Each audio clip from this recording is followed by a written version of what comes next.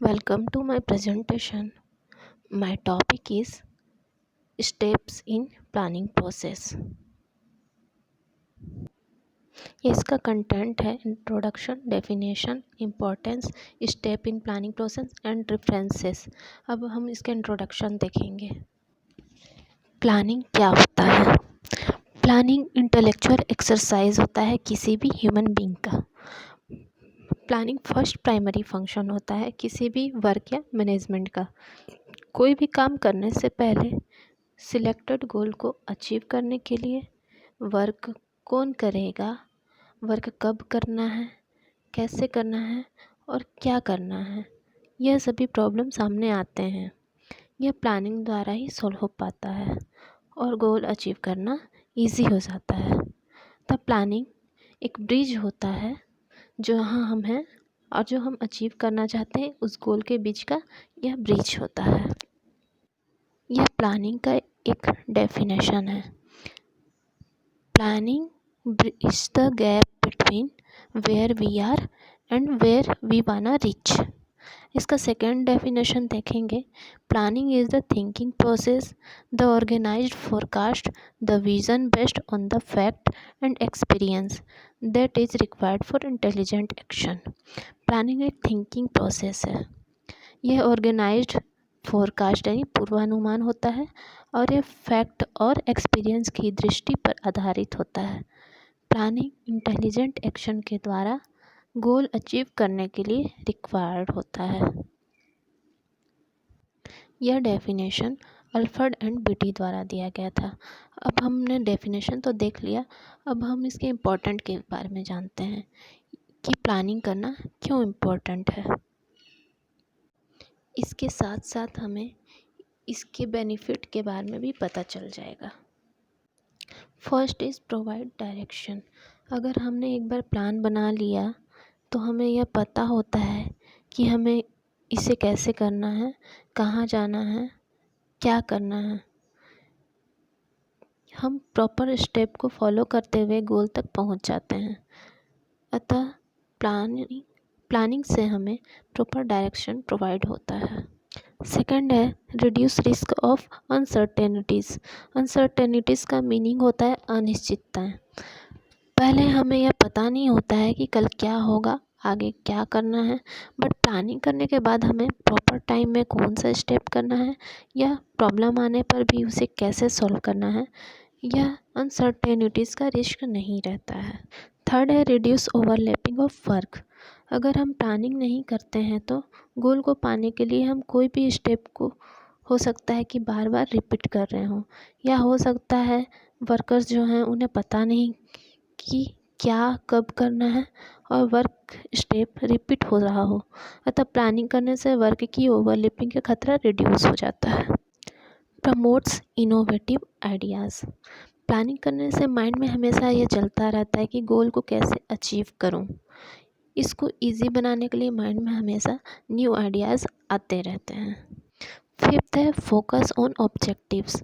हमको पता है कि हमें क्या गोल अचीव करना है, तो प्लानिंग से पूरा फोकस गोल पर रहता है, ध्यान नहीं भटकता।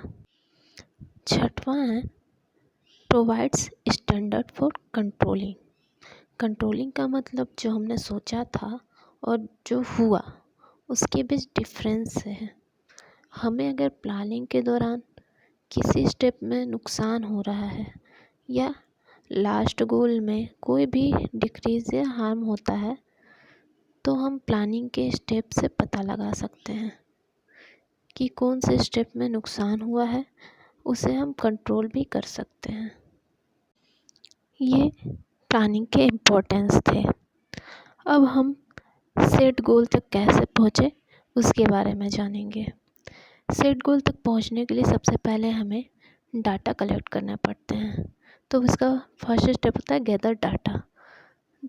डाटा कलेक्ट करने के बाद उसे एनालाइज करना रहता है, यह इसका सेकंड स्टेप होता है, इसे कहते हैं एनालाइज डाटा। थर्ड स्टेप में आता है क्रिएट प्लान। अब डाटा कलेक्ट करने के बाद हम प्लानिंग करते हैं।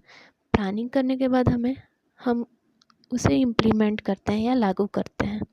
लागू करने के बाद बीच बीच में हम उस प्लानिंग प्रोसेस का मॉनिटरिंग करते हैं कि वह सक्सेसफुली वर्क कर रहा है कि नहीं। देन हम सेट गोल तक पहुंच जाते हैं। तो ये एक साइकिल की तरह वर्क करता है। अब हम प्लानिंग प्रोसेस के मेजर स्टेप्स के बारे में देखेंगे, जिसमें फर्स्ट है सेटिंग अप ऑफ गोल्स और ऑब्जेक्टिव्स। कोई भी प्लान को बनाने से पहले हमें गोल को सेट करना रहता है। गोल सेट करने का काम कौन करता है? यह काम एडमिनिस्ट्रेटिव या कंपनी का बॉस करता है, यह किसी भी ऑर्गेनाइजेशन के हेड होते हैं। यह गोल को सेट करते हैं और फिर उसे मैनेजर को बताते हैं। मैनेजर फिर इस जो गोल है उसको सारे वर्कर्स को बताता है। फिर आता है डेवलपिंग प्रीमाइसेस। जो गोल सेट किया गया है उसे पाने में क्या प्रॉब्लम आएंगी और उसका फ्यूचर एज्यूम्सन किया जाता है। इन्वायरमेंट में चेंजेस उस गोल को पाने में किस प्रकार हेल्प या हार्म पहुंचाते हैं, ये सब चेक करना मैनेजर का काम होता है।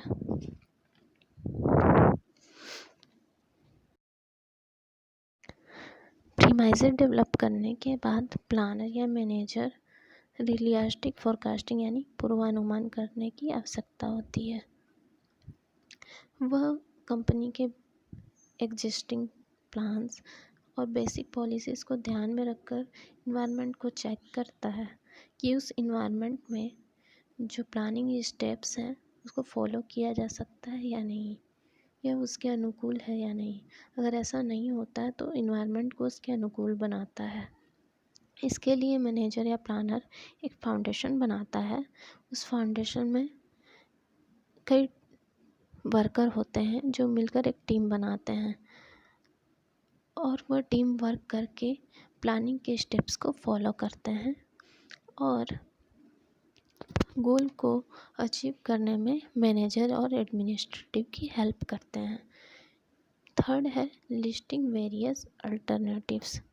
इस स्टेप में मैनेजर यह लिस्ट बनाता है कि वह गोल को कैसे और किस तरह अचीव कर सकता है।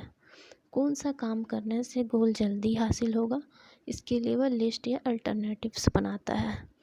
जैसे कि कोई कंपनी है, उसमें सेट किया गया है गोल कि इस साल कंपनी को इतनी प्रॉफिट होनी है। इसके लिए वह कंपनी डिस्काउंट देगी, प्रोडक्ट प्राइस कम करेगी, कई वाउचर्स देगी, जिससे कस्टमर उस प्रोडक्ट को ज़्यादा खरीदें और बिजनेस का जो गोल है वो अचीव कर पाएँ वो लोग। यह एक बिजनेस के गोल के अल्टरनेटिव्स हैं। फोर्थ है इवैल्यूएशन ऑफ वेरियस अल्टरनेटिव्स। इस स्टेप में हम बेस्ट अल्टरनेटिव का मूल्यांकन या इवैल्यूएशन करते हैं और पता लगाते हैं कि कौन सा अल्टरनेटिव्स बेनिफिशियल है और कौन सा कॉस्टली है। एक इंटेलिजेंट मैनेजर हमेशा फैसिबिलिटीज़ एंड कंसिक्वेंस को ध्यान में रखकर अल्टरनेटिव्स का इवैल्यूएशन करता है। फिफ्थ है सिलेक्टिंग द बेस्ट अल्टरनेटिव्स।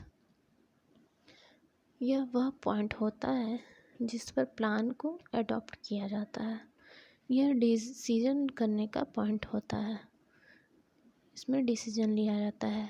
इसके लिए सबसे बेस्ट अल्टरनेटिव को चुनकर ही गोल को फॉलो करते हैं। सिक्स है इम्प्लीमेंटिंग द प्लान। कोई भी प्लान रियलिस्टिक या रियल तभी बनता है जब उसे अमल में लाया जाता है, उस पर काम किया जाता है। इस स्टेप में प्लान को लागू किया जाता है। इसके लिए अन्य मैनेजमेंट की रिक्वायरमेंट होती है, जैसे ऑर्गेनाइजिंग, स्टाफिंग, डायरेक्टिंग, कंट्रोलिंग आदि।